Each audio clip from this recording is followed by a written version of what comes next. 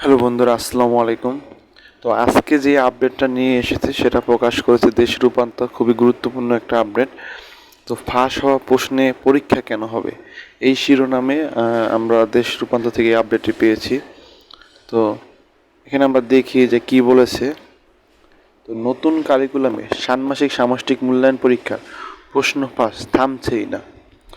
যদিও NCTB chairman ও শিক্ষামন্ত্রী প্রশ্ন ফাঁস বিষয়টি মানতে নারাজ, তবে অভিভাবক ও অনেকেই শিক্ষক বিষয়টিকে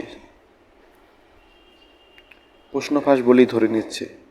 কারণ পরীক্ষার আগের দিন রাতেই শিক্ষার্থীরা পরের দিনের প্রশ্ন হাতে পেয়ে যাচ্ছে, ফলে মূল্যায়নের নামে তামাশা হচ্ছে বলে দাবি তাদের।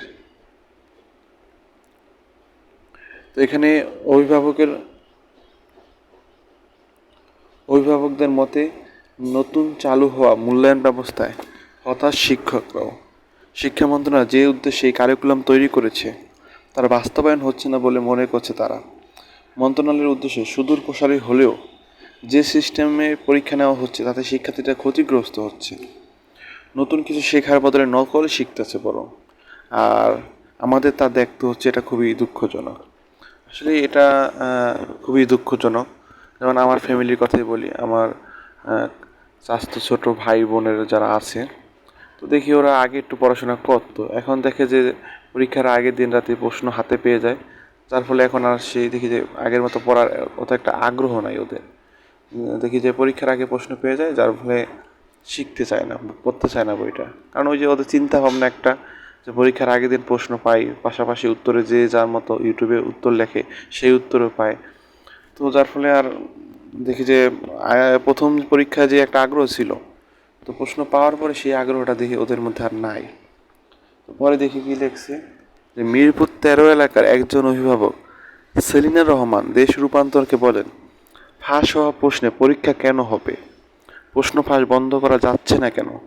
যদিও ফাঁস রোধ করা নাই যায়, তাহলে পরীক্ষা ব্যবস্থা বন্ধ করা উচিত। না হয় ওপেন প্রশ্নই তৈরি করা হোক, তখন সেটা সবার জন্যই প্রযোজ্য হবে। তিনি আরও বলেন যে বাচ্চারা এখন পড়াশোনা বাদ দিয়ে মোবাইল নিয়ে শুধু ইউটিউব আর ফেসবুকে ঘাটে। আসলে এইটি একটা চরম সত্য কথা, যে এখন ম্যাক্সিমাম ছেলেমেয়েই আপনার 6-7-এর ছেলেমেয়েরও তো বই বাদ দিয়ে ওরা সবসময় ইউটিউব ঘাটে, ফেসবুক ঘাটে, কখন প্রশ্ন আসবে রাত জেগে থাকছে। হ্যাঁ, ওই যে আমার একটা স্টুডেন্ট সেদিন বলল যে স্যার আমি কালকে 3টা পর্যন্ত আর কি মোবাইল দেখছিলাম, কখন উত্তর সারে, কখন উত্তর, কোন সমাধানটা ভালো, এরকম করে। তো এটা কি আদৌ ঠিক হচ্ছে? কেউ পাচ্ছে আবার কেউ পাচ্ছে না, এভাবে চলতে থাকলে তো বাচ্চাদের মূল্যায়ন সঠিকভাবে হবে না। সেলিনা রহমান আরও বলেন, একজন শিক্ষক শিক্ষার্থীদের বলেছেন যে তারা যেন রাত 12টার পর ইউটিউব দেখে। বাবা, মানে একজন শিক্ষক বলেছেন তারা যেন রাত 12টার পরে ইউটিউব দেখে, সেখানে প্রশ্ন পাওয়া যায়। শিক্ষকরাই যদি শিক্ষার্থীদের এমন কথা বলেন, তাহলে আমাদের শিক্ষা ব্যবস্থা নিয়ে তো প্রশ্ন তোলাই উচিত।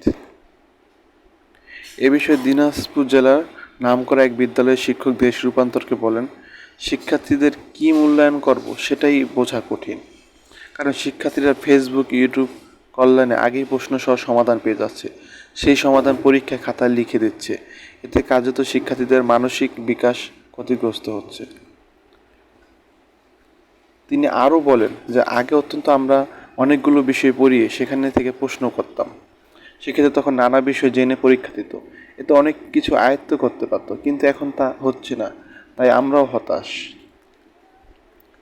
নতুন কারিকুলামে ষান্মাসিক সামষ্টিক মূল্যায়নে আজ ষষ্ঠ শ্রেণীর ওই যে ইংরেজি পরীক্ষাটা হয়েছিল, সপ্তম শ্রেণীর শিল্প ও সংস্কৃতি, এই পরীক্ষার প্রশ্নও কিন্তু তোমার ফাঁস হয়েছিল। এবং পরীক্ষার আগের রাতেই এসব শ্রেণীর প্রশ্ন ইউটিউবে ফেসবুকে সমাধান ছড়িয়ে পড়ে। তোমরা সবাই জানো যে 2টা পরীক্ষা হয়েছে, ইতিমধ্যে 2টা পরীক্ষার প্রশ্নই ফাঁস হয়েছে।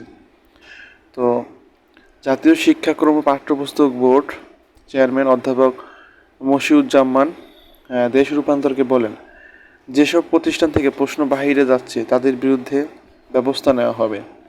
সংশ্লিষ্ট অধিদপ্তরকে আমরা ব্যবস্থা নেওয়ার জন্য সুপারিশ করেছি।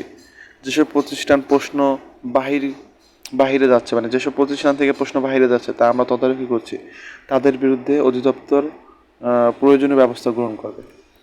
তো তোমাদের উদ্দেশ্যে শেষ কথা হচ্ছে যে প্রশ্ন ফাঁস বা ওইটা পরের বিষয়, তোমরা আগে বইটা পড়ো, নিজের একটা প্রিপারেশন নাও, মনে করো প্রশ্ন ফাঁস হবে না, এই চিন্তাটা যদি মাথায় রাখো এবং মাথায় রেখে সেই অনুযায়ী প্রিপারেশনটা নাও, আশা করি তোমরা কিছু শিখতে পারবা। এখন স্যার শিখাটাই সবচেয়ে গুরুত্বপূর্ণ বিষয়, কারণ ভবিষ্যতে তোমার এই শিক্ষাটাই কাজে লাগবে। এখন তুমি যে প্রশ্ন পাইছো, ওই ভালো উত্তর পাচ্ছ, ভালো নাম্বার পাচ্ছ, ওটা এখন গুরুত্বপূর্ণ বিষয়। এখন তুমি যে কতটুকু শিখতে পারলা, প্রশ্ন পাও সেটা পরের বিষয়। কিন্তু প্রশ্ন পাও বলে যে অনেকে যে বই বন্ধ করে সারাদিন মোবাইল নিয়ে ঘাঁটবা, কখন প্রশ্ন ছাড়বে, এটা তো ঠিক না। তো কিছু শিখো, তোমার ভবিষ্যৎ জীবনে এগুলো খুবই কাজে লাগবে।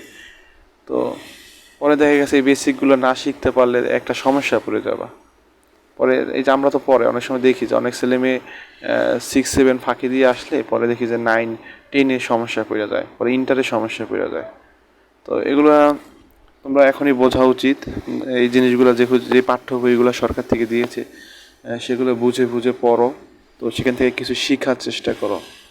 তো যাই হোক, সবাই ভালো থাকবে। আসসালামু আলাইকুম।